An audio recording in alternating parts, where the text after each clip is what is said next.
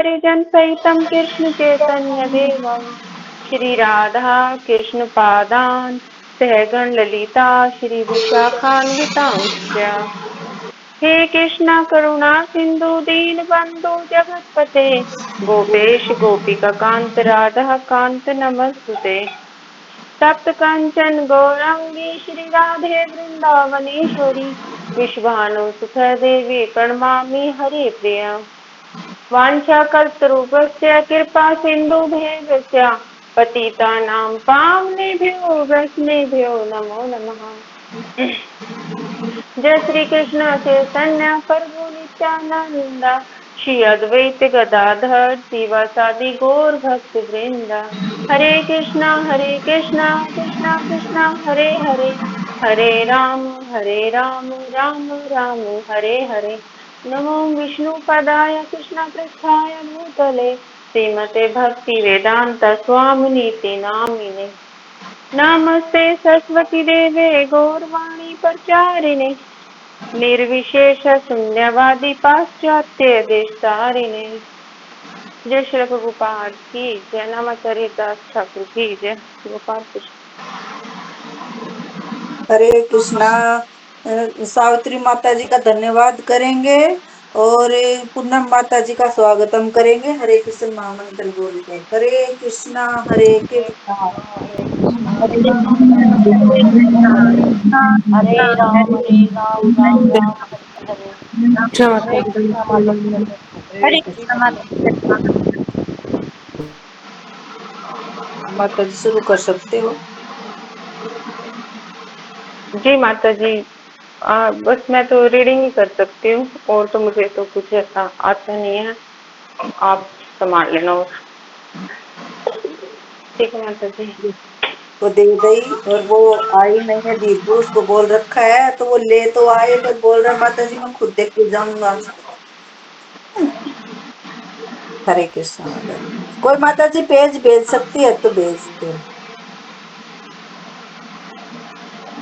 गगन माता जी आपके पास है ना बुक, आप भेज सकते हो क्या? हाँ जी माता जी मैं भेज दूंगी। हाँ ठीक है माता जी भेज दो। अध्याय 15 है आज हमारा।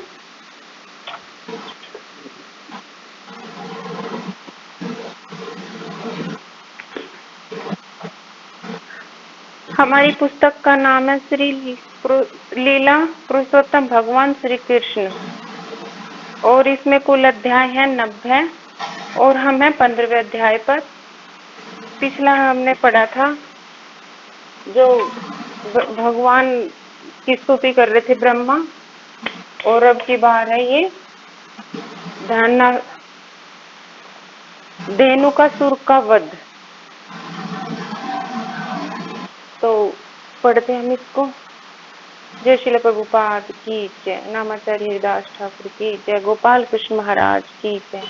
इस प्रकार श्री कृष्ण अपने अग्रज बलराम के साथ अपनी कौमार अवस्था बिताकर पौंगडंग अवस्था में प्रविष्ट हुए। यह अवस्था 6वें वर्ष से 10वें वर्ष तक की थी।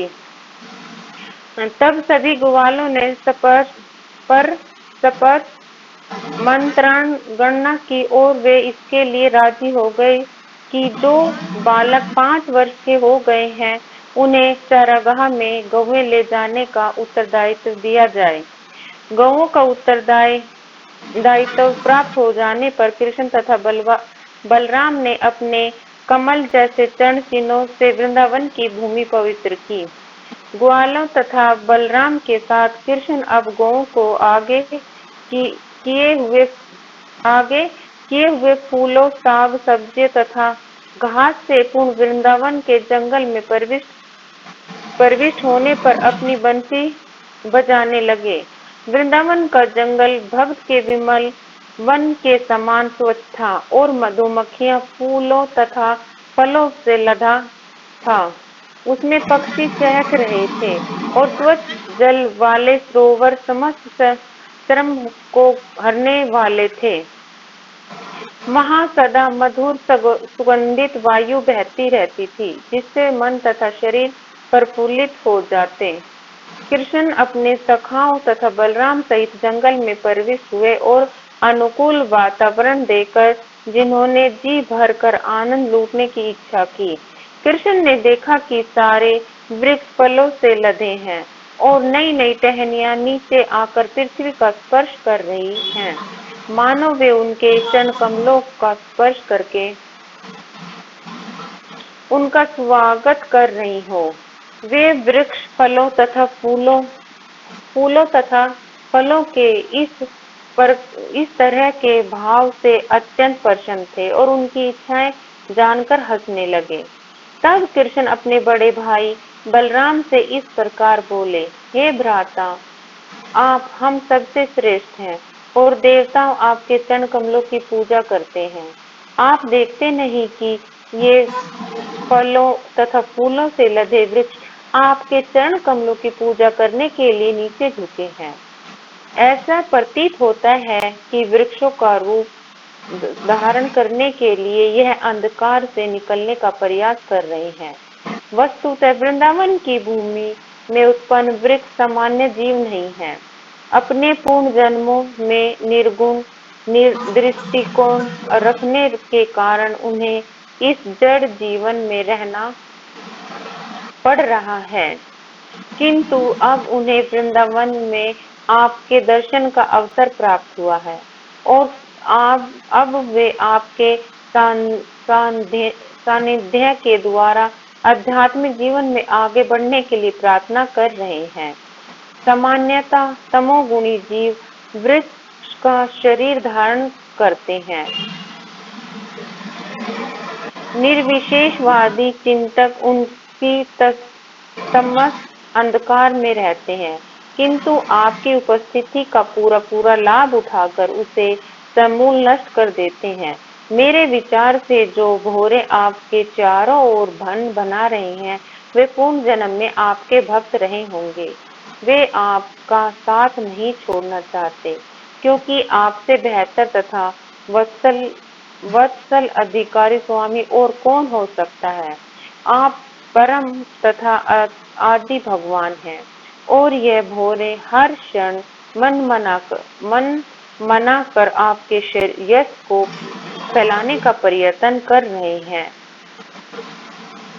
मेरे विचार से इनमें से कुछ अवश्य ही महान ऋषि तथा आपके भक्त होंगे और उन्होंने भौरों के रूप में अपना वेश छुपा रखा है, क्योंकि वे एक क्षण भी आपका साथ छोड़ने को तैयार नहीं है।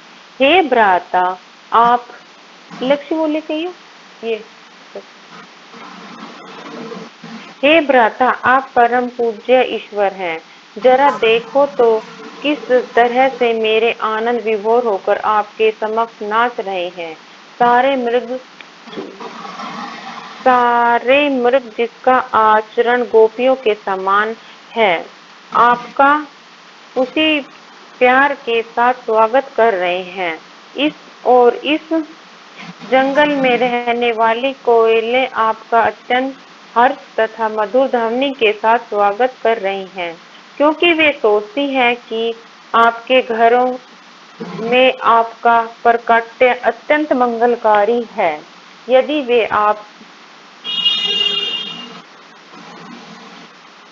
वे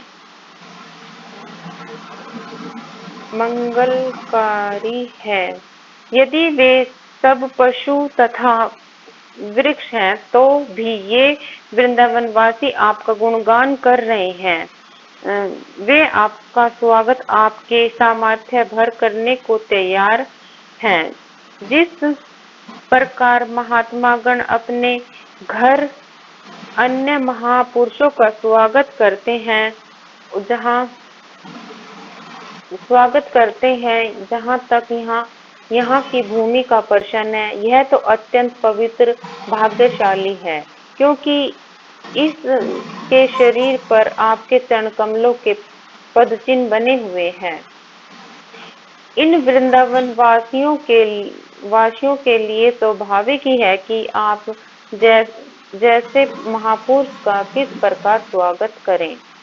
जड़ी बूटियां, लताएं तथा वृक्ष भी आपके पादपंदों का स्पर्श पाकर धन्य हैं, और ये छोटे छोटे पौधे आपकी टहनियों से पौधे अपनी टहनियों से आपकी उंगलियों के नाखून द्वारा छुए जाने के कारण कृतज्ञता हो गए हैं।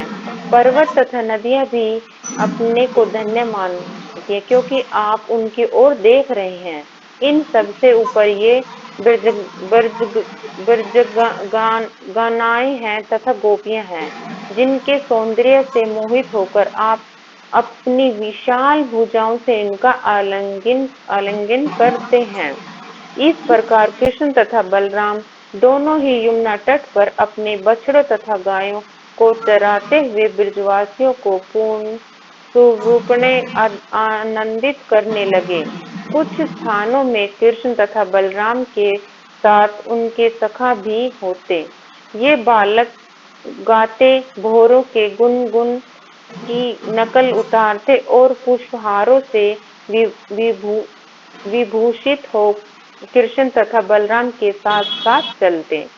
घूमते हुए ये बालक कभी कभी सरोवरों में तैरते, हंसों की बोलियां बोलते या जब वे किसी मोर को नाचते देखते तो वे श्री कृष्ण के समक्ष अपना अनुकरण करते। कृष्ण भी उनकी गर्दन हिलाते और नाचने का स्वांग भरते।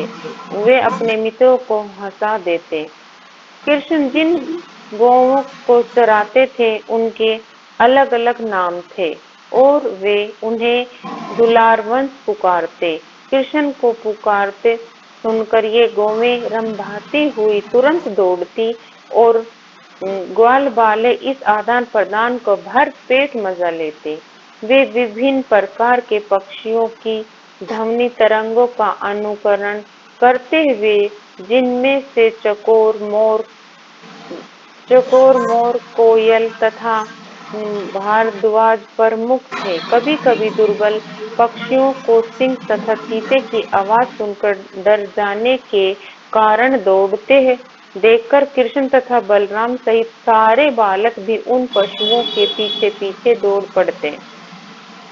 जब वे कुछ थक जाते तो बैठ जाते और बलराम कुछ आराम करने के लिए अपना सिर किसी बालक की गोद में रख देते और कृष्ण तुरंत आ जाते और बलराम के पांव दबाने लगते। और कभी कभी ताड़ का पंखा लेकर बलराम के ऊपर झलते जिससे सुखद हवा निकलने पर उन्हें थकान से कुछ राहत मिलती। कभी कभी बलराम के विश्राम करते समय बालक नाचते या गाते और कभी कभी वे आपस में कुश्ती लड़ते या फिर कूदते फांदते। जब बालक इस प्रकार व्यस्त होते तो कृष्ण भी उनके साथ हो लेते और उनके साथ हाथ पकड़कर उनकी संगति का लाभ उठाते या उनके कार्यों की प्रशंसा करके हंसते। जब कृष्ण थक जाते तो वे किसी पेड़, बड़े वृक्ष के नीचे या किसी ग्वालबाल की गोद में का तकिया बनाकर लेट जाते। तब कुछ बालक आकर उनके पांव दबाते और कुछ पत्तियों से बनाए गए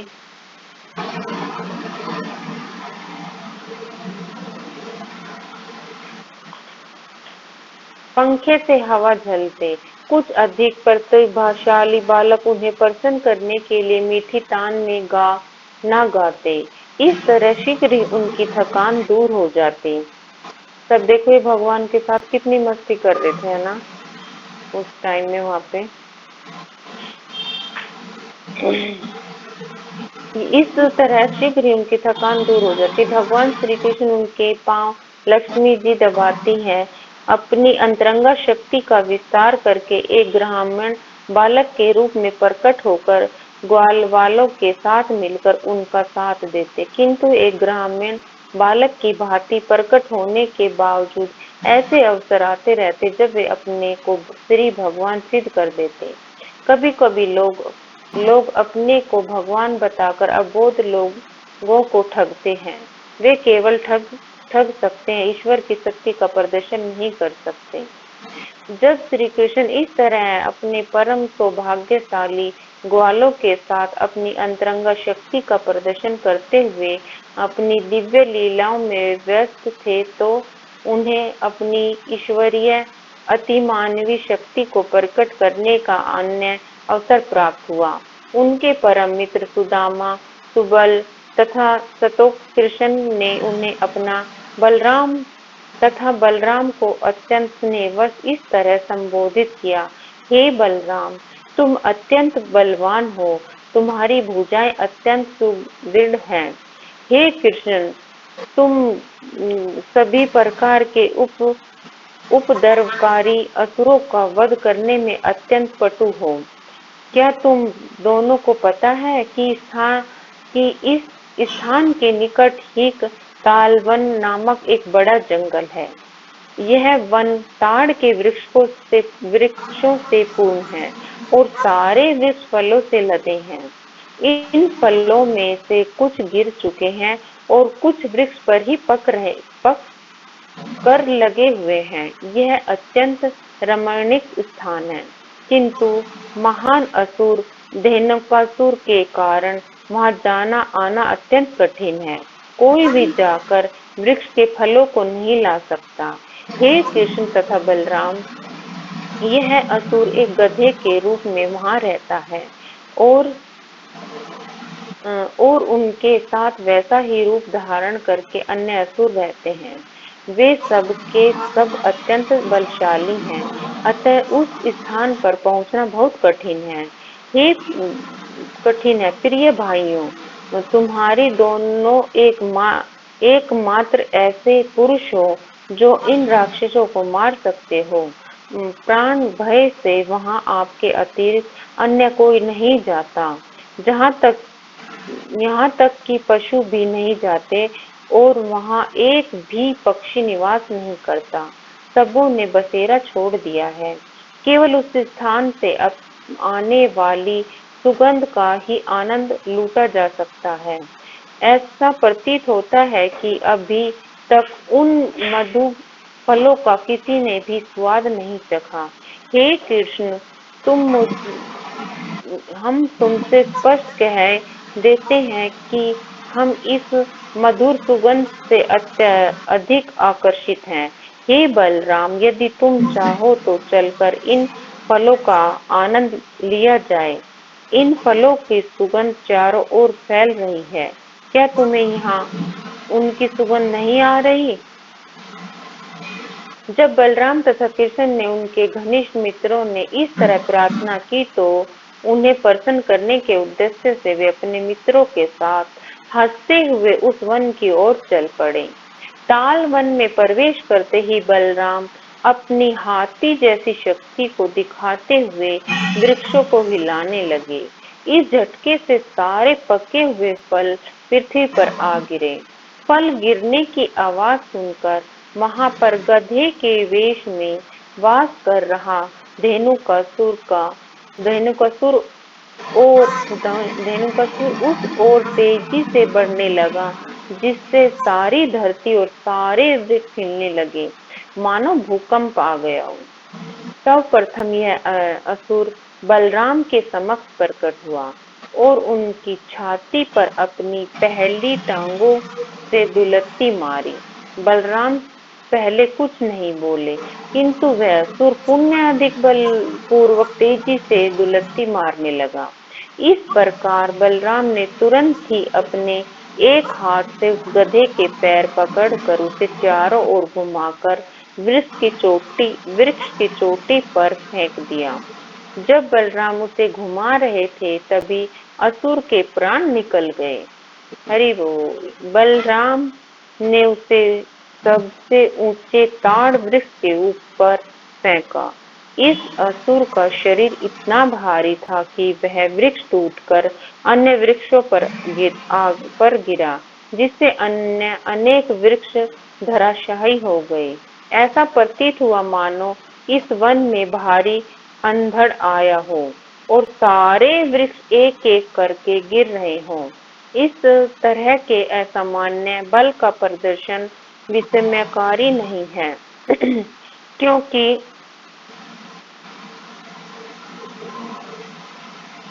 क्योंकि बलराम अनंत शेष नाग के रूप में श्री भगवान हैं, जो अपने सहस्त्रों फनों पर समस्त लोकों को धारण किए हैं। यह संपूर्ण विराट जगत उनके द्वारा उसी प्रकार फलित है जिस प्रकार समस्त एवं सीधे खड़े धागे कपड़े की बुनाई को धारण किए रहते हैं। जब यह असुर वृक्ष के ऊपर फेंक दिया गया तो धेनुकासुर के सारे मित्र तथा सहयोगी एकत्रित हो गए और उन्होंने अत्यंत वेग के साथ बलराम तथा कृष्ण पर आक्रमण कर दिया। वे अपने मित्र की मृत्यु का प्रतिशोध करने पर तुले थे, किंतु कृष्ण तथा बलराम हर गधे की पिछली टांग पकड़कर उसी प्रकार चारों ओर घुमा देते। इस प्रकार उन सबको मारकर वृक्षों के ऊपर फेंक दिया। गधों के शवों के कारण अत्यंत अद्भुत दृश्य हो गया। ऐसा प्रतीत हो रहा था मानो विविध रंगों के बादल वृक्षों के ऊपर एकत्रित हो रहे हों। इस महान घटना को सुनकर देवतागण सर्वलोक से कृष्ण तथा बलराम पर पुष्पों की वर्षा करने लगे और दुंदुभियां बजाकर स्तुतियां करने लगे। धेनुकासुर के वध के कुछ दिनों बाद लोग तालवन जाकर फल एकत्रित करने लगे और पशु भी निर्भय हो और वहां उसी सुंदर घास चरने के लिए आने लगे।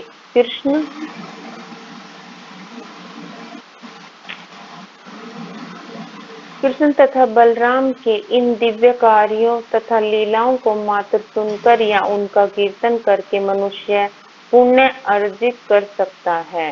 जब कृष्ण बलराम तथा उनके साथियों ने वृंदावन ग्राम में प्रवेश किया तो उन्होंने बांसुरी बजाई और बालकों के वन में उनके असाधारण कार्यों की प्रशंसा की।